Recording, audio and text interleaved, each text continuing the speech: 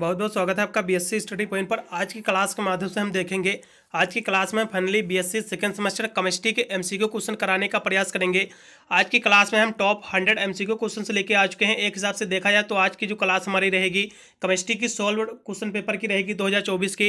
ये परीक्षा की दृष्टि से बहुत ही महत्वपूर्ण साबित होगा सभी यूनिवर्सिटी के लिए, जिसमें आपका जो है OMR बेस पर पेपर होगा, ऑब्जेक्टिव टाइप पेपर होगा। जैसा कि आपका CSGME होगी, आपका MJPRE होगी, सभी यूनिवर्सिटी जो है DDU हो गई, बहुत सारी यूनिवर्सिटी जो है आपका जो है OMR बेस पर ही अपना जो है पेपर कराती है, ऑब्जेक्टिव टाइप भी पेपर कराती है सेकंड सेमेस्टर का।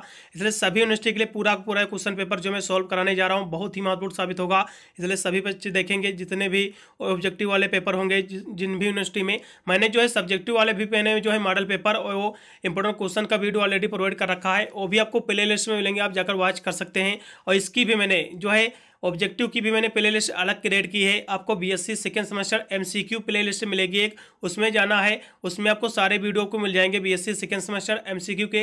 यदि आपका सब्जेक्टिव हो तो आपको सब्जेक्टिव में चले जाना। आपको ऑलरेडी मैंने सभी जो है प्ले लिस्ट क्रिएट कर रखी है, आप जाकर आसानी से वॉच कर सकते हैं। यदि हम पेपर की बात करें तो पेपर आपका केमिस्ट्री का है। पेपर का यहाँ से नेम आपको देख लेना है, बायो ऑर्गेनिक एंड आपका मेडिसिनल केमिस्ट्री पेपर का नाम है। बहुत ही महत्वपूर्ण साबित होगा पूरा पूरा क्वेश्चन मॉडल पेपर। इसमें टॉप 100 क्वेश्चन है, इन सभी प्रश्नों को आपको देख के अपना एग्जाम देने जाना है। यहाँ से थोड़ा सा हम विस्तार से जो है इस पर भी हम चर्चा करेंगे, क्योंकि पेपर के माध्यम से एक कुछ यूनिवर्सिटी में जो होता है बच्चों टॉप आपके 100 क्वेश्चन पूछे जाते हैं, और कुछ यूनिवर्सिटी में जो 75 क्वेश्चन ही इस पेपर में पूछे जाते हैं। अब होता क्या है, मान लो ये जो मैं पेपर सॉल्व कराने जा रहा हूँ इसमें टोटल 100 क्वेश्चन पूछे गए हैं, लेकिन इसमें जो है केवल शुरुआत के 75 क्वेश्चन ही यहाँ से मान्य है। देख लीजिए यहाँ से इसमें टोटल 100 क्वेश्चन दिए तो हुए हैं, लेकिन इसमें केवल 75 शुरुआती ही क्वेश्चन आपके मान्य है। इसलिए यदि आपके यूनिवर्सिटी में 100 क्वेश्चन पूछे जा रहे हैं तो आपको 100 करने की कोई भी आवश्यकता नहीं है। आपको जो पता है टोटल आपको 75 क्वेश्चन आपको करके ही आना है, उससे ज़्यादा आपको नहीं करना, क्योंकि उससे ज़्यादा का तो आपको नंबर मिलने वाले नहीं है। आपके शुरुआती वाले ही आपके जो है काउंट हो जाएंगे। इसलिए जो जो आपको पता है वही आपको छोड़ कर भी अपना जो है आप क्वेश्चनों को आप कर सकते हो, यदि 100 क्वेश्चन आपके जो है बुकलेट में दिए हुए हैं तो। चलेगा, बहुत ही तीव्र गति से इसको सॉल्व कराने का प्रयास करेंगे। आशा करता हूँ आपको समझ में आ गया होगा। अपना OMR जब भी भरे बहुत ही केयरफुली भरे, जितने भी प्रश्न आपको आते हैं पहले आप गोला कर लेना आपको, उसके बाद आपको OMR सीट पर जो है बुकलेट में आपको जो भी सही उसमें आपको बिंदी रख लेना है, फिर वही आपको उठाकर अपने जो है बुकलेट में आपको भर देना है। चलेगा, आज की क्लास के माध्यम से इसको हम सॉल्व कराने का प्रयास करेंगे। इसका जो पहला क्वेश्चन आपका दिया हुआ है, पहला क्वेश्चन इसमें आपका दिया हुआ कि which of the following is the simplest आपका फॉर्म ऑफ कार्बोहाइड्रेट, यानी निम्न में से जो है कौन सा जो है कार्बोहाइड्रेट का सरलतम रूप है। तो इसमें का कौन सा जो है कार्बोहाइड्रेट का सरलतम रूप है सभी बताने का प्रयास करेंगे। यदि हम क्वेश्चन की बात कर ले पहला नंबर, तो भैया कौन सा जो है देखा जाए तो कार्बोहाइड्रेट का जो है सरलतम रूप है तो कौन सा है। तो इसमें जो आपका दिया हुआ आपका एल्डिहाइड एंड कीटोन ग्रुप जो है ये कार्बोहाइड्रेट का जो है सरलतम रूप है। इसका जो है C ऑप्शन एकदम सही रहेगा। चलिएगा, अगला क्वेश्चन भी आपका दिया हुआ है जो कि है 2 नंबर क्वेश्चन। 2 नंबर आपका क्वेश्चन भी आपका दिया हुआ है general formula of the carbohydrate, यानी कार्बोहाइड्रेट का सामान्य सूत्र क्या है। तो यदि हम इस क्वेश्चन की बात करें तो जो है कार्बोहाइड्रेट का सामान्य सूत्र क्या है, CH2O आपका जो है N आपका दिया हुआ है आपका ब्रैकेट के बाहर, ये आपका पहला ऑप्शन इसमें एकदम सही हो जाएगा। फिर अगला क्वेश्चन आपका दिया हुआ है आपका द इन्वर्टेड शुगर इज, यानी इन्वर्टेड शुगर क्या है, ग्लूकोज है, सुक्रोज है, या फिर फ्रक्टोज या फिर डेक्ट्रोज, इसमें का कौन सा विकल्प सही रहेगा। तो इन्वर्टेड शुगर इज कौन सा भैया, शुगर है इन्वर्टेड। यदि इस क्वेश्चन की हम बात करें तो भैया सुक्रोज है, इन्वर्टेड शुगर इज सुक्रोज, इसका लगाइएगा B ऑप्शन एकदम राइट रहेगा, सुक्रोज B ऑप्शन इसमें का एकदम राइट है। अगला क्वेश्चन आपका 4 नंबर है जो कि दिया हुआ है कि द रिसीडिंग एज, यानी अनौपचारिक शर्करा क्या है, सेलुलोज है या फिर एरिथ्रोलोज है या फिर स्टार्च या फिर ग्लूकोज। तो इसमें का जो है द रिड्यूसिंग इज, यानी अनौपचारिक शर्करा कौन सी है, तो भैया कौन सी है, ग्लूकोज है। क्या है, ग्लूकोज है, इसमें का जो है D ऑप्शन एकदम सही रहेगा। अगला क्वेश्चन फिर आपका 5 नंबर दिया हुआ कि शुगर इज, यानी सुक्रोज क्या है, शुगर नहीं सुक्रोज दिया हुआ है कि सुक्रोज इज, यानी सुक्रोज क्या है एक, ये क्या है, इस क्वेश्चन की हम बात करें 5 नंबर क्वेश्चन की, तो सुक्रोज क्या है, मोनोसैकेराइड या फिर डाइसैकेराइड, फिर ट्राइसैकेराइड या फिर पॉलीसैकेराइड। तो सुक्रोज क्या है, सुक्रोज है डाइसैकेराइड, सभी को पता भी होगा। इसमें का लगाइएगा B ऑप्शन एकदम सही रहेगा, सुक्रोज इज डाइसैकेराइड, इसमें का B ऑप्शन एकदम राइट है, डाइसैकेराइड। अगला क्वेश्चन आपका 6 नंबर दिया हुआ है कि माल्टोज में जो है संधि होती है, यानी इन माल्टोज द लिंकेज इज, यानी माल्टोज में संधि होती है, कितनी होती भैया। तो इस क्वेश्चन की हम बात करें 6 नंबर की, तो होती है α-1 से 4 संधि होती है, इसका लगाइएगा C ऑप्शन एकदम राइट रहेगा इसमें का। चलिएगा, अगला क्वेश्चन फिर आपका दिया हुआ जो कि है 7 नंबर कि major storage from the carbohydrate in animal is, यानी जंतुओं में जो है कार्बोहाइड्रेट का जो है प्रमुख भंडारण रूप जो है होता है, कहाँ होता है, जो है चिटिन में होता है, फिर ग्लाइकोजन या फिर स्टार्च या फिर सेलुलोज। तो जंतुओं में जो है कार्बोहाइड्रेट का जो प्रमुख भंडारण होता है कहाँ होता है बताने का प्रयास करेंगे सभी विद्यार्थी वीडियो के माध्यम से। तो 7 नंबर क्वेश्चन का कौन सा होगा भैया? तो जंतुओं में जो कार्बोहाइड्रेट का जो भंडारण होता है भैया वो होता है जो है ग्लाइकोजन में होता है। इसका लगाइएगा बी ऑप्शन एकदम इसमें का राइट रहेगा। अगला क्वेश्चन भी आपका 8 नंबर दिया हुआ है कि कौन सा जो है एक टेबल शुगर का एक रूप है। तो कौन जो है यानी which one is the form of table sugar, यानी कौन सा जो है एक टेबल शुगर का एक रूप है। तो कौन सा भैया? सुक्रोज या फिर ग्लूकोज या फिर फ्रक्टोज या फिर गलेक्टोज। तो कौन सा है? यानी which one is the form of table sugar. तो टेबल शुगर कौन सा है? तो टेबल शुगर जो है आपका ये सुक्रोज को कहा जाता है। इसका लगाइएगा पहला ऑप्शन एकदम सही रहेगा, सुक्रोज इज राइट विकल्प, पहला ऑप्शन इसमें का एकदम राइट है 8 नंबर क्वेश्चन का। अगला क्वेश्चन आपका 9 नंबर दिया हुआ है कि 1 मोल जो है सुक्रोज का जल अपघटन करने पर प्राप्त होता है, यानी the 1 mole of sucrose on जो है हाइड्रोलाइसिस गिव्स, यानी 1 मोल सुक्रोज का जो है जल अपघटन करने पर प्राप्त होता है, क्या प्राप्त होता है? वो प्राप्त होता है ग्लूकोज का 1 मोल एंड फ्रक्टोज का 1 मोल। इसमें का जो रहेगा सी ऑप्शन एकदम सही रहेगा, सी ऑप्शन इसमें का एकदम राइट विकल्प है। अगला क्वेश्चन आपका 10 नंबर दिया हुआ है, इसको भी देखेंगे कि which statement is the falls in the case of glucose, यानी ग्लूकोज के संदर्भ में कौन सा जो है कथन गलत है। तो यदि इसकी हम बात कर ले 10 नंबर क्वेश्चन की, तो कौन सा भैया कथन गलत है? तो इसमें जो दिया हुआ है कि यह जो है फ्लोराइनोज के रूप में जो है उपस्थित होता है, ये ऑप्शन इसमें का गलत है, इसलिए डी ऑप्शन इसमें का सही रहेगा, अन्य सभी जो है सही हैं। अगले प्रश्न बढ़ेंगे जो कि 11 नंबर है। अगला क्वेश्चन भी आपका 11 नंबर दिया हो कि the rough degradation used to the reduce the carbon chain in ion, यानी रफ आपका डिग्रेशन में जो है कार्बन श्रृंखला को जो है छोटा करने के लिए किया जाता है, क्या किया जाता है? तो 11 नंबर की हम बात करें तो भैया क्या किया जाता है? एल्डोज किया जाता है, पहला ऑप्शन लगेगा एकदम सही रहेगा एल्डोज, पहला ऑप्शन इसमें का एकदम राइट है। अगला क्वेश्चन भी आपका दिया हुआ है 12 नंबर जो कि है 12 नंबर भी आपका क्वेश्चन जो दिया हुआ है वो है कि which of the following is an example of the आपका एपाइमर्स, यानी निम्न में से जो है कौन सा जो है एक एपीमर है। एपीमर इसमें का कौन सा है? तो वैसे तो देखा जाए एपीमर कौन सा है, ग्लूकोज तथा रिबोज है या फिर ग्लूकोज और लैक्टोज है, यानी ग्लैक्टोज है या फिर ग्लूकोज और माइनोज है या फिर रिबोज और माइनोज है। तो इसमें का कौन सा विकल्प सही रहेगा? निम्न में से जो है एपीमर का उदाहरण कौन सा है? तो एपीमर की हम बात कर ले 12 नंबर की, तो एपीमर का जो उदाहरण है वो है ग्लूकोज और माइनोज है, इसका लगाइएगा सी ऑप्शन एकदम सही रहेगा इसमें का। चलिएगा अगला क्वेश्चन फिर आपका दिया हुआ 13 नंबर जो कि है कि निम्न में से जो है कौन सा जो है एक कार्बोहाइड्रेट का सरलतम रूप है, यानी which one the following is simplest form of carbohydrate, यानी निम्न में से कौन जो है कार्बोहाइड्रेट का सरलतम रूप है। अब ये क्वेश्चन इससे पहले भी आगे हो चुका है, तो जो है कार्बोहाइड्रेट का सरलतम रूप क्या है? तो 13 नंबर की हम बात करें तो भैया ग्लूकोज है, इससे पहले भी क्वेश्चन अभी हुआ है, इसका पहला ऑप्शन एकदम सही रहेगा। इस सारे के सारा क्वेश्चन जो है परीक्षा की दृष्टि से महत्वपूर्ण साबित होंगे सभी यूनिवर्सिटी में, जिसमें आपका ऑब्जेक्टिव टाइप पेपर होगा। देखिए आपका सेकंड सेमेस्टर में आपसे तो आपको देखा जाए केमिस्ट्री में पेपर सॉल्व करा रहा हूँ, ठीक है। आपके जो है बॉटनी हो गया, आपका जूलॉजी हो गया, उसका भी पेपर आपको प्ले लिस्ट में मिलेंगे, आप जाकर वॉच कर सकते हैं। और आपको जो है सेकेंड सेमेस्टर में आपको जो है को करिकुलर कोर्स का भी आपको पेपर देना रहता है, अनिवार्य प्रश्न पत्र का, उसकी भी मैंने जो है प्ले लिस्ट अलग क्रिएट कर रखी है, ठीक है।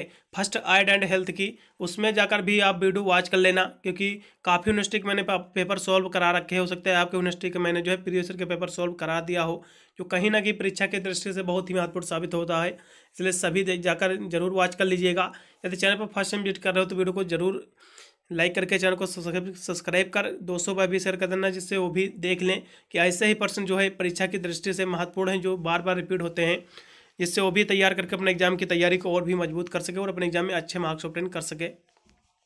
अब हम अगले क्वेश्चन की बात करें, जो कि आपका 14 नंबर दिया हुआ है कि carbohydrate found only in milk is, यानी केवल जो है दूध में पाया जाने वाला कार्बोहाइड्रेट। तो दूध में भैया क्या पाया जाता है? लैक्टोज पाया जाता है, सभी को पता भी होगा। बहुत ही इजी क्वेश्चन था ये, एक कह सकते हो बहुत ही साधारण क्वेश्चन था। 14 नंबर का जो राइट विकल्प रहेगा लैक्टोज रहेगा, सी ऑप्शन इसमें का एकदम राइट विकल्प है। अगला क्वेश्चन पे आपका 15 नंबर दिया हुआ है कि a positive Benedict test is not given by, यानी एक सकारात्मक जो है बेनेडिक्ट परीक्षण जो है नहीं दिया जाता है।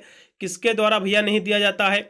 यदि हम इसकी बात कर ले, माल्टोज के द्वारा नहीं दिया जाता, फिर ग्लूकोज या फिर सुक्रोज या फिर फ्रक्टोज, तो भैया किसके द्वारा नहीं दिया जा सकता है या फिर नहीं दिया जाता है? तो 15 नंबर का जो राइट विकल्प रहेगा भैया सुक्रोज के द्वारा नहीं दिया जाता है। इसमें का जो है लगाइएगा सी ऑप्शन, इसमें का एकदम राइट विकल्प है। अगला क्वेश्चन फिर आपका दिया हुआ है कि डाई सैकराइड का सामान्य आणविक सूत्र है, तो डाई सैकराइड का सूत्र क्या है? 16 नंबर की हम बात कर लें तो डाई सैकराइड का जो सूत्र है, तो भैया कौन सा सूत्र है इसमें?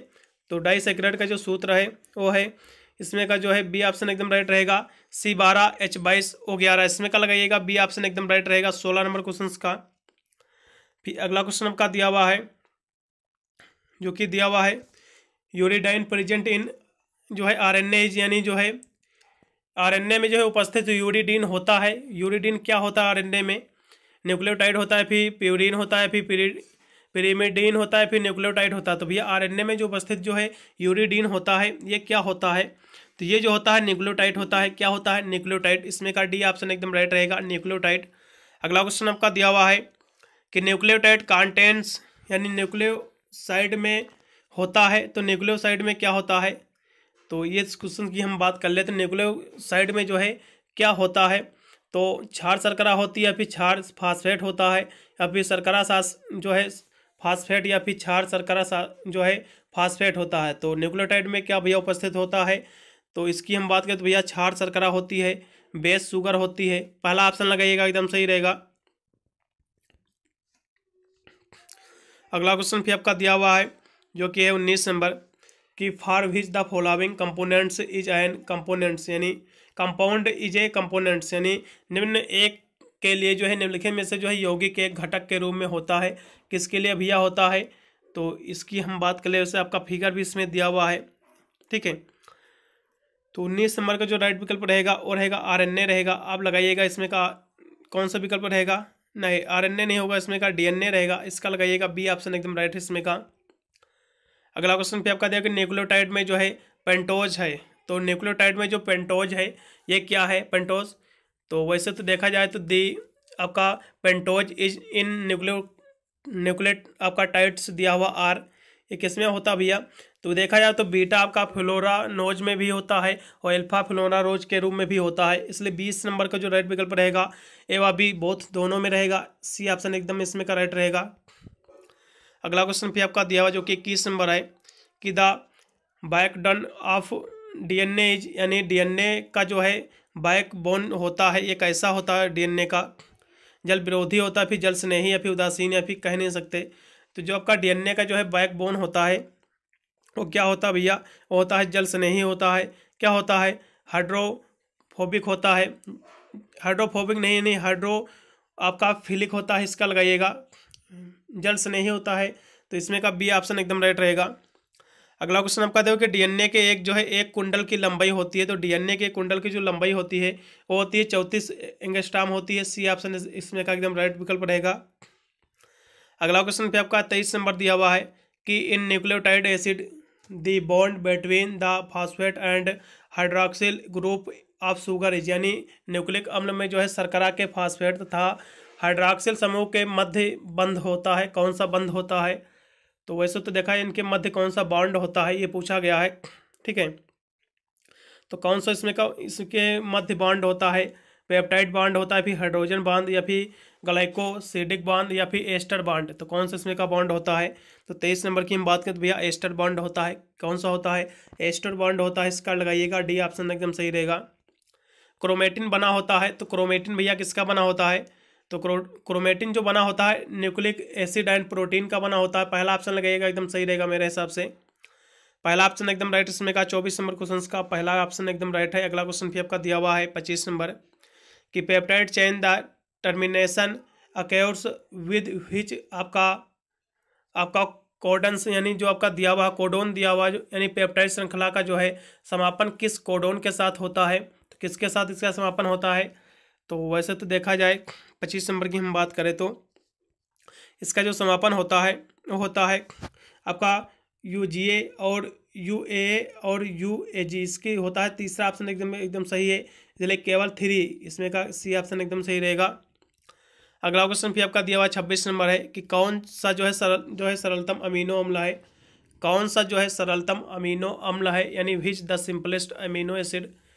तो इसमें कौन सा भैया एलानिन है, या फिर जो है ग्लाइसिन है, या फिर वेलिन है, या फिर जो है ल्यूसिन है। तो सरलतम अमीनो अम्ल क्या है, तो जो है वो है ग्लाइसिन है। क्या है, ग्लाइसिन है, इसका लगाइएगा बी ऑप्शन एकदम सही रहेगा, ग्लाइसिन है। जो आपका अमीनो अम्ल है सरलतम वो है ग्लाइसिन, ठीक है, इसमें का बी ऑप्शन एकदम राइट रहेगा। अगला क्वेश्चन आपका 27 नंबर है कि कौन सा जो है एक जो है आवश्यक अमीनो अम्ल है, कौन सा जो है एक आवश्यक अमीनो अम्ल है, आपका ग्लूटामीन है, या फिर ग्लाइसिन है, या फिर एलानिन है, या फिर ल्यूसिन है। तो कौन सा जो है अमीनो अम्ल है आवश्यक।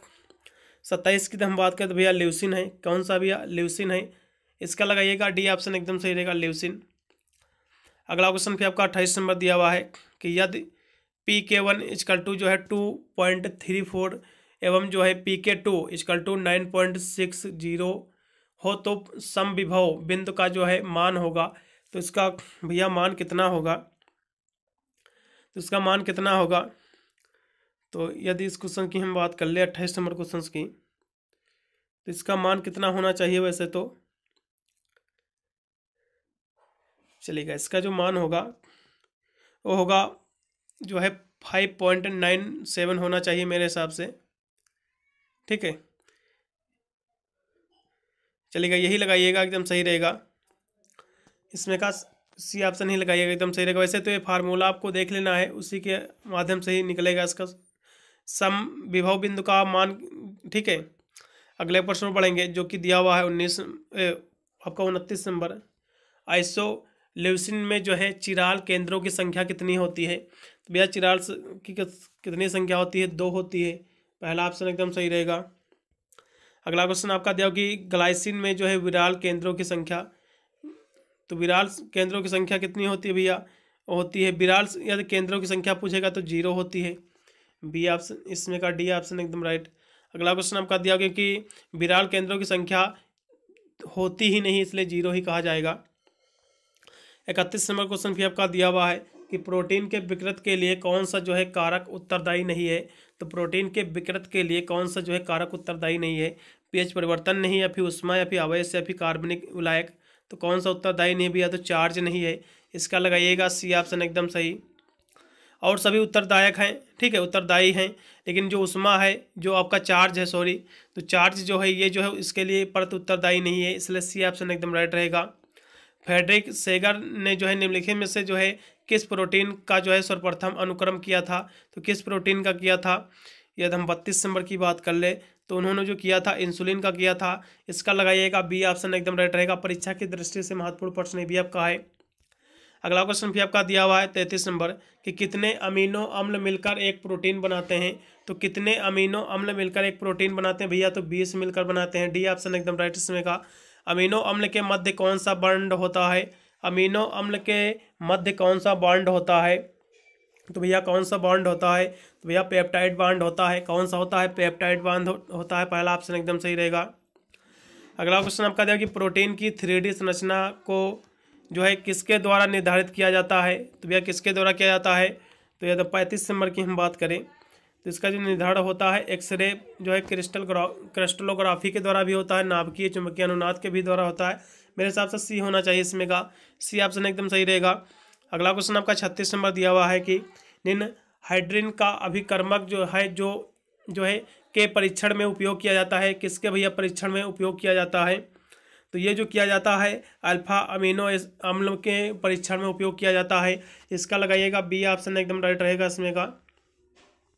अगला क्वेश्चन फिर आपका 37 नंबर है जो कि दिया हुआ है कि निम्नलिखित में से जो है किस अमीनो अम्ल को जो है फोटोमेट्रिक सिस्टम का उपयोग करके 440 nm के तरंग दैर्ध्य पर मापा जाता है। तो भैया किसको मापा जाता है, तो 37 की हम बात करें तो प्रोलीन को मापा जाता है। किसको मापा जाता है, प्रोलीन को, पहला ऑप्शन एकदम इसमें का सही रहेगा। अगला क्वेश्चन आपका 38 नंबर दिया हुआ है कि विभिन्न pH मान के विलेन पर जो है एक अमीनो अम्ल के पास जो है आवेश हो सकता है। कैसा आवेश हो सकता है, पॉजिटिव या फिर निगेटिव। तो भैया पॉजिटिव आवेश हो सकता है, पहला ऑप्शन एकदम सही रहेगा, पॉजिटिव धनात्मक। अगला क्वेश्चन भी आपका दिया हुआ है 39 नंबर कि पेप्टाइड बांड द्वारा जो है अमीनो अम्ल के जुड़ने से बनने वाली संरचना को प्रोटीन की संरचना कहा गया है। प्रोटीन की कौन सी संरचना कहा गया भैया, प्राथमिक, द्वितीयक या फिर तृतीयक। तो भैया कौन सी कहा गया है, प्राइमरी कहा गया, प्राथमिक कही गई है, पहला ऑप्शन एकदम सही रहेगा। अगला आपका 40 नंबर क्वेश्चन है कि निम्नलिखित में से जो है कौन सा जो है प्रोटीन की जो है प्राथमिक संरचना से संबंधित है। तो प्रोटीन की प्राथमिक संरचना से कौन से संबंधित है, तो इसकी हम बात कर ले। तो प्राथमिक संरचना की हम बात कर ले तो इससे जो संबंधित है, कौन भैया संबंधित है, तो है अमीनो अम्ल अनुक्रम है, अमीनो एसिड सीक्वेंस है, डी ऑप्शन एकदम इसमें का सही रहेगा। अगला क्वेश्चन फिर आपका 41 नंबर दिया हुआ है कि निम्न में से जो है कौन सा जो है अल्फा हेलिक्स की स्थिरता को जो है प्रभावित नहीं करता है। तो भैया कौन नहीं प्रभावित करता है। 41 की हम बात कर ले तो एलिनिन तथा ग्लाइसिन अवशेषों की जो है उपस्थित नहीं करती है, मेरे हिसाब से सी ही ऑप्शन सही होना चाहिए। फिर अगला क्वेश्चन आपका दिया हुआ है जो कि 42 नंबर कि प्रोटीन के जो है द्वितीयक संरचना को जो है परिभाषित करते हैं। तो प्रोटीन के द्वितीयक संरचना को परिभाषित करते हैं किसके द्वारा भैया करते हैं परिभाषित, आयनिक बॉन्ड द्वारा या फिर जो है हाइड्रोजन बॉन्ड द्वारा, फिर संयोजन बॉन्ड द्वारा, फिर वंडरवाल बॉन्ड द्वारा। तो किसके द्वारा जो है परिभाषित करते हैं प्रोटीन के द्वितीयक संरचना को। 42 नंबर का क्वेश्चन का बताने का प्रयास करेंगे सभी विद्यार्थी। तो भैया प्रोटीन की जो द्वितीयक संरचना को जो है परिभाषित करता है वो है हाइड्रोजन बॉन्ड द्वारा करते हैं, इसका बी ऑप्शन एकदम राइट रहेगा, हाइड्रोजन बॉन्ड। अगला क्वेश्चन आपका 43 नंबर है जो कि दिया हुआ है कि निम्न में से जो है कौन सा विकल्प जो है प्रोटीन की जो है चतुर्थात्मक संरचना के लिए जो है उपयुक्त नहीं है। चतुर्थ इसके जो है संरचना के लिए उपयुक्त नहीं है, तो कौन सी नहीं है। तो 43 नंबर की हम बात करें तो भैया जो है एकल पेप्टाइड श्रृंखला नहीं है, इसका लगाइएगा कौन सा, इसका मेरे हिसाब से जो होना चाहिए, हाँ ये एकल जो है पेप्टाइड श्रृंखला नहीं है, इसका डी ऑप्शन लगाइएगा। अगला क्वेश्चन फिर आपका दिया हुआ है जो कि 44 नंबर क्वेश्चन है कि निम्न में से जो है एंजाइमों को जो है अपने प्रतिस्थापित यानी बाड़ों के साथ जो है संयोजन करने की अनुमति देता है, किस चीज़ की अनुमति देता है। तो धातु आयन, कोएंजाइम्स, सहायक कारक, ये सभी को देता है, इसलिए डी ऑप्शन सही रहेगा, उपयुक्त सभी। 44 नंबर क्वेश्चन का डी ऑप्शन एकदम राइट विकल्प है। अगला क्वेश्चन आपका 45 नंबर दिया हुआ है कि निम्न में से जो है किस दृष्टिकोण को जो है लिगेंड आधारित ड्रग डिजाइनिंग के तहत जो है माना जाता है। तो भैया जो है आणविक जो है डार्किंग को भी, या फिर फार्माकोफोर, या फिर जो है QSAR मॉडलिंग, ये जो इसमें का विकल्प दिया हुआ है बी व सी दोनों सही हैं, इसका लगाइएगा डी ऑप्शन एकदम राइट है। अगला क्वेश्चन आपका दिया हुआ 46 नंबर कि आपका सल्फोनामाइड किसके द्वारा खोजी गई। तो सल्फोनामाइड जो है किसके द्वारा खोजी गई, ये महत्वपूर्ण प्रश्न है परीक्षा की दृष्टि से। सल्फोनामाइड जो है किसके द्वारा खोजी गई, तो इस क्वेश्चन की हम बात कर ले तो डोमेगन के द्वारा खोजी गई, फिर फ्लेमिंगो के द्वारा, फिर ब्रोज के द्वारा, फिर जो है पी राग के द्वारा। तो किसके द्वारा खोजी गई, तो ये जो खोजी गई है आपका सल्फोनामाइड, ये जो खोजी गई किसके द्वारा भैया खोजी गई है, ये खोजी गई है आपका डोमेगन के द्वारा खोजी गई है, पहला ऑप्शन एकदम सही रहेगा, डोमेगन। अगला क्वेश्चन फिर आपका दिया हुआ 47 नंबर के संरचनात्मक रूप से जो है यदि एक जो है सल्फोनामाइड के एक नाइट्रोजन परमाणु होता है तो जिससे केवल एक हाइड्रोजन बॉन्ड होता है, तो उसे जो है सल्फोनामाइड का वर्गीकरण होगा, कैसा होगा, प्राथमिक होगा या फिर द्वितीयक। तो कैसा भैया होगा, ये होगा प्राथमिक होगा, 47 का पहला ऑप्शन सही। अगला क्वेश्चन आपका दिया हुआ है डाइजेपाम क्या होता है, डाइजेपाम क्या है, तो इसकी हम बात कर ले तो ये भैया क्या है। 48 नंबर क्वेश्चन जो दिया हुआ है ये जो है, तो वैसे तो देखा जाए ये जो है डाइपेजाम जो है इज लेस फीड जो है सोलेबल देन, ये जो पहला ऑप्शन दिया हुआ है यानी लोडपेजम की तुलना में जो है कम लिपिड घुलनशील है, पहला ऑप्शन एकदम सही रहेगा। अगला क्वेश्चन फिर आपका दिया हुआ है जो कि है 49 नंबर दिया हुआ है क्लोरोक्लाइसलेनाल तथा जो है ट्रेपिनाल का जो है मिश्रण कार्य करता है, किस पर करता है, रोगाणु रोधक पर कार्य करता है, इसका लगाइएगा एंटी सेप्टिक पर कार्य करता है। बी ऑप्शन एकदम राइट रहेगा 49 नंबर क्वेश्चन का। अगला क्वेश्चन आपका जाएगा निम्न में से जो है कौन जो है पीड़ाहार दवा है, तो कौन जो है पीड़ाहार यानी पेन किलर दवा है, तो यदि इसकी हम बात कर ले 50 नंबर क्वेश्चन की, तो यह कौन सी जो है, तो वो है नोलालाजिन है, ठीक है, लगाइएगा डी ऑप्शन। अगला क्वेश्चन फिर आपका दिया हुआ है जो कि 51 नंबर, कि निम्न में से जो है कौन जो है रोगाणु रोधक एंटीसेप्टिक की तरह कार्य करता है, तो कौन करता है, बेरिक अम्ल भी करता है, इथाइल भी करता है, जो है H2O2 भी करता है, इसलिए इनमें से सभी डी ऑप्शन राइट रहेगा 51 नंबर क्वेश्चन का।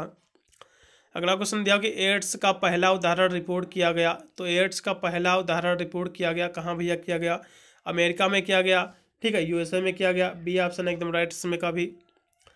अगला क्वेश्चन फिर आपका दिया 53 नंबर, कि HIV संक्रमण के कितने चरण मौजूद हैं, तो HIV संक्रमण के कितने चरण मौजूद हैं, सभी विद्यार्थी बताने का प्रयास करेंगे। तो HIV के जो है 3 चरण मौजूद हैं, पहला ऑप्शन एकदम सही रहेगा। अगला क्वेश्चन आपका 54 नंबर है, जो कि दिया हुआ है कि ऐसा माना जाता है कि HIV से उत्पन्न होता है, HIV से क्या, HIV उत्पन्न होता है किसके द्वारा भैया होता है, यदि इस क्वेश्चन की हम बात कर ले तो 54 नंबर का जो राइट विकल्प रहेगा, HIV जो होता है ये किसके द्वारा होता है, ये होता है चिंपांजी के द्वारा होता है, इसका सी ऑप्शन लगाइएगा, चलेगा। अगला क्वेश्चन फिर आपका दिया हुआ है कि निम्न में से जो है कौन सा जो है एड्स का लक्षण है, तो एड्स का लक्षण कौन सा है, तो भैया ज्वर, सूजी हुई, लसिका ग्रंथि और थकान, ये सभी हैं, इसलिए डी ऑप्शन एकदम सही रहेगा 55 नंबर क्वेश्चन का। अगला क्वेश्चन आपका जो है 56 नंबर है, कि निम्नलिखित में से जो है किस एकक कोष्टिका में जो है घटक कण जो है केवल कोनों की स्थिति में ही होते हैं, तो यह किसके होते हैं, तो 56 नंबर की हम बात कर ले तो होते हैं आद्य एकाक के होते हैं, किसके होते हैं, आद्य एकाक कोष्टिका के, प्रिमिटिव सेल के होते हैं, इसका लगाइएगा बी ऑप्शन एकदम राइट रहेगा प्रिमिटिव सेल के। 56 नंबर क्वेश्चन का बी ऑप्शन एकदम राइट है। अगला क्वेश्चन आपका दिया हुआ 57 नंबर की, एकक कोष्टिका को जो है चिन्हित करने के लिए कितने पंचालों का प्रयोग होता है, तो कितने पंचालों का प्रयोग होता है भैया, तो 6 पंचालों का प्रयोग होता है, पहला ऑप्शन एकदम सही रहेगा इसमें का। अगला क्वेश्चन दिया कि NaCl जो है क्रिस्टल की संरचना होती है, तो NaCl संरचना क्रिस्टल की जो संरचना होती है कैसी होती है, तो इस क्वेश्चन की हम बात कर ले 58 नंबर क्वेश्चन की, तो इसकी जो संरचना होती है फलक केंद्रीय होती है, कैसी होती है, फलक केंद्रीय होती है, इसका लगाइएगा फलक केंद्रीय घनीय होती है, सी ऑप्शन एकदम राइट रहेगा। NaCl की क्रिस्टल जो है समान्वयन संख्या होती है, कितनी होती है, तो इसकी संख्या होती है 6.6 होती है, 6:6 होती है, अनुपात दिया हुआ है, इसमें का बी ऑप्शन राइट है। अगला क्वेश्चन आपका दिया कि CaCl के जो है एकाक कोष्टिका का जो है द्रव्यमान समतुल्य है, किसका है समतुल्य, तो ये जो है 1 CS एंड 1 क्लोरीन माइनस इसका है, ठीक है, इसका लगाइएगा सी ऑप्शन एकदम सही रहेगा। अगला क्वेश्चन आपका दिया 61 नंबर, कि एक्सरे में जो है क्रिस्टलोग्राफी प्रकाश के किस गुण का जो है उपयोग करता है, तो किस गुण का उपयोग करता है, विवर्तन का, फिर ध्रुवीकरण, फिर अपवर्तन, फिर परावर्तन, तो यह किसका करता है, तो करता है विवर्तन का, डिफ्रैक्शन का करता है, इसका पहला ऑप्शन एकदम राइट है इसमें का। अगला क्वेश्चन आपका 62 नंबर दिया हुआ जो कि है ब्रेक का नियम है, जहाँ n लैम्डा इक्वल टू क्या होता है, तो ब्रेक्स का नियम क्या है भैया, बताने का प्रयास करेंगे सभी विद्यार्थी वीडियो के माध्यम से। तो ब्रेक्स का नियम क्या है, ब्रेक्स का नियम होता है n लैम्डा इक्वल टू होता है 2d sin थीटा होता है, क्या होता है 2d sin थीटा, इसमें का डी ऑप्शन सही रहेगा। अगला क्वेश्चन फिर आपका दिया हुआ है 63 नंबर, कि ब्रेक के नियम का उपयोग निम्न में से जो है किस प्रक्रिया से होता है, तो ब्रेक्स के नियम का उपयोग जो है किस प्रक्रिया से होता है या फिर किस क्रिया से होता है, तो किसके द्वारा इसका प्रयोग होता है, तो होता है एक्सरे के द्वारा, किसके द्वारा होता है, वो होता है एक्सरे के द्वारा, एक्सरे आपका क्रिस्टलोग्राफी के द्वारा होता है, किसके द्वारा, क्रिस्टलोग्राफी के द्वारा, इसका लगाइएगा सी ऑप्शन एकदम से रहेगा क्रिस्टलोग्राफी। अगला क्वेश्चन फिर आपका दिया हुआ है ब्रेक का नियम जो है स्थापित किया गया, तो ब्रेक्स का नियम स्थापित कब किया गया, तो किया गया 1913 में। ये बहुत ही महत्वपूर्ण, ये 100% क्वेश्चन आपको अपने एग्जाम में देखने को मिलेगा, ब्रेक्स का नियम बहुत ही महत्वपूर्ण प्रश्न है। ये 1913 में इस्टेब्लिश हुआ था, पब्लिश हुआ था, ठीक है। इसमें का बी ऑप्शन एकदम राइट है। फिर अगला क्वेश्चन आपका देखो कि साइन थीटा यानी साइन 30 डिग्री का मान कितना होता भैया, तो 1/2 होता, सभी को पता भी होगा। पहला ऑप्शन एकदम सही रहेगा, मैथ से एक प्रश्न पूछ लिया है। अगला क्वेश्चन फिर आपका दिया हुआ है जो कि है साइन 30 डिग्री का 1/2 होता है और फिर 45 का 1/√2 होता है। इस तरह से आपको पता कर लेना है। काफ़ी महत्वपूर्ण प्रश्न है सारे के सारे। आपको एक आधे जो है, वैसे तो एक इसमें प्रश्न पूछ लिया, हो सकता है ना पूछे इस तरह के। फिर भी आगे क्वेश्चन में बढ़ेंगे जो कि 66 नंबर है कि एलिजारिन एक जो है रंग बंधक रंजक का प्रयोग नहीं किया जाता है, तो किसमें भैया इसका प्रयोग नहीं किया जाता है, तो कपास को रंगने में या फिर चित्रकारी में या फिर छपाई में या फिर इनमें से सभी में, तो इनमें से सभी में लगाइएगा। 66 नंबर क्वेश्चन का डी ऑप्शन एकदम राइट रहेगा। तो वैसे डी ऑप्शन इसमें का मत लगाइएगा, क्योंकि ये जो है एलिजारिन एक जो है रंग बंधक रंजक का प्रयोग नहीं किया जाता है, तो ये जो है, तो वैसे तो देखा जाए किसमें नहीं किया जाता, तो पेंटिंग में नहीं किया जाता है। किसमें? पेंटिंग यानी चित्रकारी में इसका प्रयोग नहीं किया जाता, और सभी में किया जाता है, कपास को रंगने में, छपाई में, ठीक है। इसलिए इसमें का बी ऑप्शन मेरे हिसाब से होना चाहिए। वैसे छपाई इसमें दिया हुआ है कपास को रंगने में और चित्रकारी में, चलेगा। अगले प्रश्न में पढ़ेंगे, पेंटिंग ही लगा दीजिएगा। फिर अगला क्वेश्चन आपका दिया हुआ है जो कि 67 नंबर। वैसे तो इसमें देखा जाए तो इसमें सभी डी ही ऑप्शन मेरे हिसाब से होना चाहिए, चलेगा। आप लोगों को देख लेने वाला है क्वेश्चन, छोड़े दे रहे हैं। अगला क्वेश्चन आपका 67 नंबर दिया हुआ है जो कि है आपका फिना आपका पथलीन किस वर्ग के रंजक से संबंध रखता है, तो किस रंजक से संबंध रखता है, तो 67 नंबर का जो राइट विकल्प रहेगा वो रहेगा थाइलिन रंजक से। किससे? थाइलिन रंजक से। डी ऑप्शन इसमें का एकदम राइट है। अगला क्वेश्चन आपका दिया हुआ है जो कि दिया हुआ फिनाप्थलीन एक जो है संश्लेषित सूचकांक है और इसके रंग क्रमशः अम्लीय तथा क्षारीय विलयनों में होते हैं, तो कौन सा भैया रंग होते हैं इसके, तो इसके जो रंग होते हैं रंगहीन तथा गुलाबी होते हैं। क्या होते हैं? रंगहीन और गुलाबी होते हैं। बी ऑप्शन राइट इसमें का।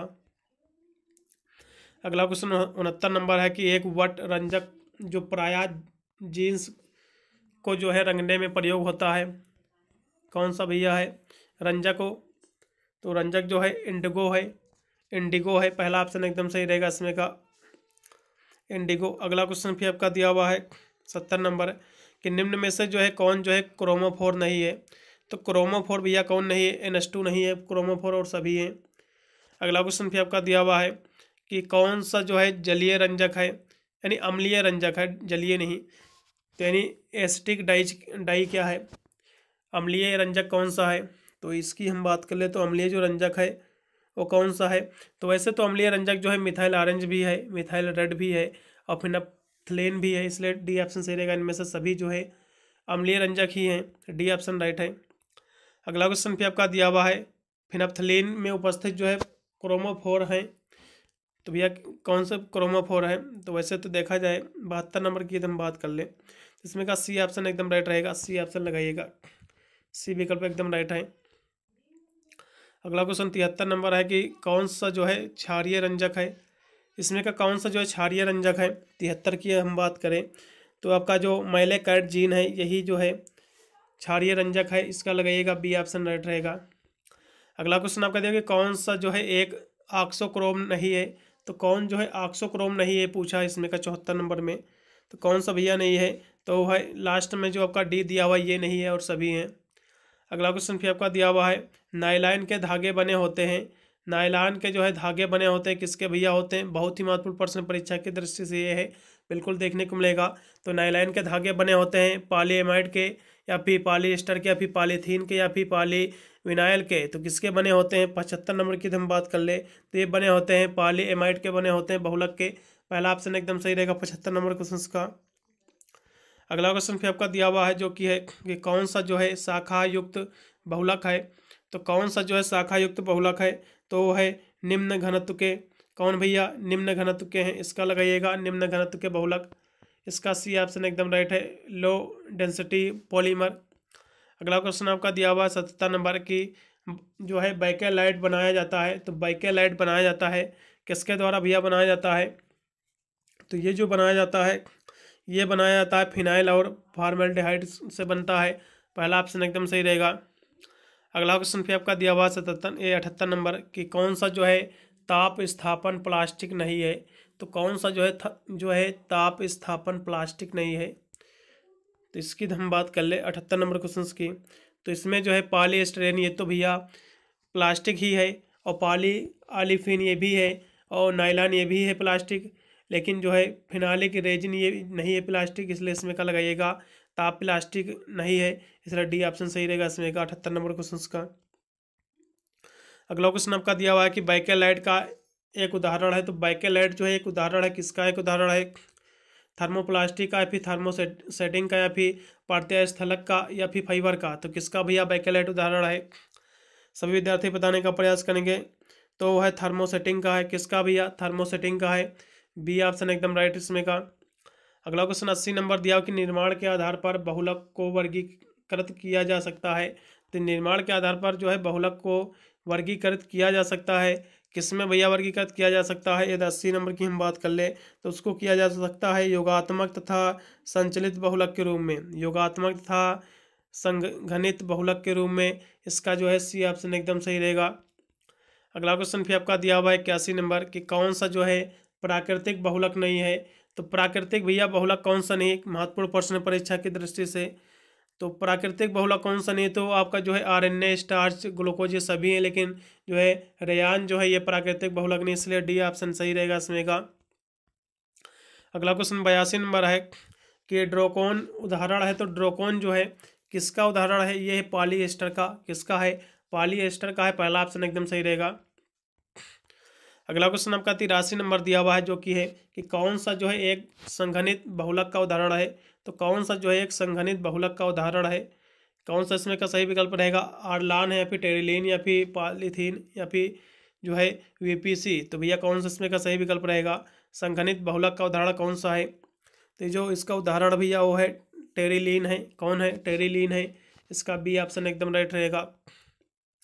अगला क्वेश्चन आपका 84 नंबर दिया हुआ है स्टाइरिन के निर्माण में प्रयुक्त प्रारंभिक पदार्थ है। तो स्टाइरिन के निर्माण में प्रयुक्त जो है जो प्रारंभिक पदार्थ है वो कौन सा है? तो 84 की हम बात करें तो वो है एथीन है। कौन है?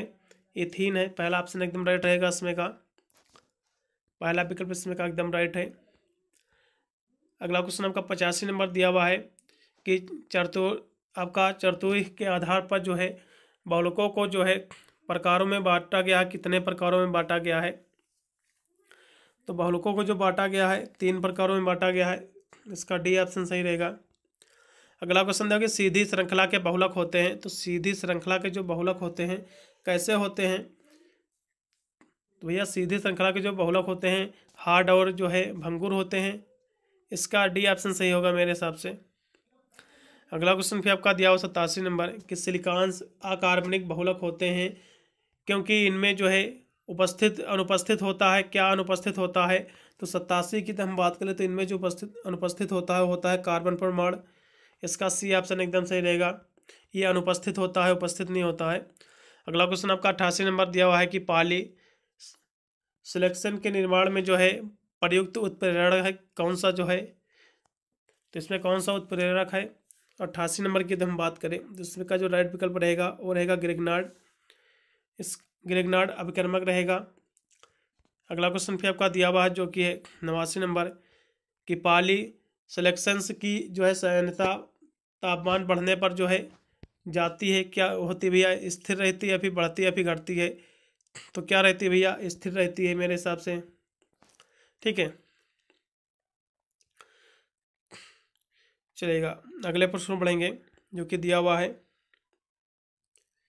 ठीक है, 90 नंबर क्वेश्चन दिया गया SiO की जो है बंध ऊर्जा है कितनी है भैया? 502 किलो जूल प्रति मोल है। इसका लगाइएगा सी ऑप्शन एकदम सही। अगला क्वेश्चन फिर आपका देखिए जो है अकार्बनिक रबड़ का सूत्र है। तो अकार्बनिक रबड़ का जो सूत्र है क्या है? तो अकार्बनिक रबड़ की हम बात कर ले 91 नंबर की, तो जो सूत्र है वो है बी नंबर इसमें का एकदम सही रहेगा। ठीक है, बी ऑप्शन एकदम राइट है। आपका NpCl2 ब्रैकेट बार आपका N दिया हुआ, N जो आपका होता है ये 3 से कम नहीं हो सकता, ठीक है, इसलिए यही ऑप्शन एकदम राइट होना चाहिए। 3 से जो है 7 तक होता है, बी ऑप्शन ही लगाइएगा, एकदम राइट रहेगा। अगला क्वेश्चन फिर यहाँ से दिया भी हुआ है, वही दिया हुआ है कि NPCl2 की संरचना है भैया तो कैसी है, वह प्लानर है, समतलीय है। इसका जो है बी ऑप्शन एकदम राइट रहेगा, समतलीय। अगला क्वेश्चन फिर आपका दिया हुआ है कि बृहद को जो है छोटे दोहराई जाने वाली जो है इकाइयों से निर्मित बड़े अणुओं के रूप में जो वर्णित किया जाता है, तो जिन्हें कहा जाता है, उन्हें क्या कहा जाता है भैया, उन्हें क्या कहा जाता है, उन्हें कहा जाता है मोनोमर्स कहा जाता है। क्या कहा जाता है, मोनोमर्स कहा जाता है। डी ऑप्शन एकदम राइट इसमें का। अगला क्वेश्चन 94 दिया हुआ है कि एक जो है बृहदाणु के निर्माण में जो है किस प्रकार की अभिक्रिया दो जो है सब यूनिट के साथ जोड़ती है, तो किस तरह की जोड़ती है, तो जो जोड़ती है निर्जलीकरण में जोड़ती है, निर्जलीकरण की अभिक्रिया में। इसमें का जो है सी ऑप्शन एकदम सही रहेगा, निर्जलीकरण की। अगला क्वेश्चन 95 में दिया हुआ कि किसी बहुलक के साथ औसत आणविक द्रव्यमान को निम्न में से जो है किस विधि द्वारा जो है ज्ञात किया जा सकता है, तो किस विधि द्वारा ज्ञात किया जा सकता है, तो जो किया जा सकता है वो किया जाता है पराशर दाब विधि द्वारा। पहला ऑप्शन एकदम सही रहेगा 95 का। अगला क्वेश्चन फिर आपका दिया हुआ 96 के द्रव्यमान औसत आणविक द्रव्यमान का सूत्र होता है, तो औसत द्रव्यमान का जो सूत्र होता है आणविक का वो होता है Mn=2 होता है, Mn=2 होता है। क्या होता है भैया, Mn=2 होता है आपका समेसन होता है आपका Ni Mi होता है समेसन Ni। क्या होता है भैया, Ni होता है।